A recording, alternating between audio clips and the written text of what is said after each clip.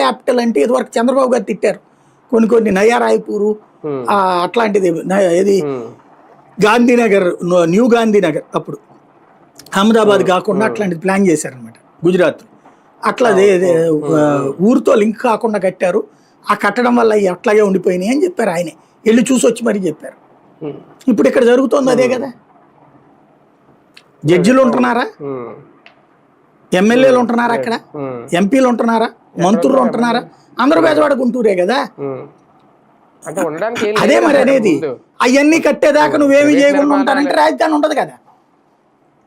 Private వెంచర్లు start అయితే confusion ఏంటంటే 29 గ్రామాల రాజధాని చేయాలా, బెజవాడ గుంటూరు రాజధాని చేయాలా, ఏది రాజధాని చేయాలన్న అయోమయం ఆయన దగ్గర ఉంది. అది తేలిస్తే కేంద్రం ఈయన చెప్పినట్టే అంటారు. ఎందుకంటే వాళ్ళకేం విభేదించాల్సిన నెసిటీ లేదు. ఇప్పుడు బంతి చంద్రబాబు గారి కోర్టులో నోటిఫై చేసే అవకాశం అంతే.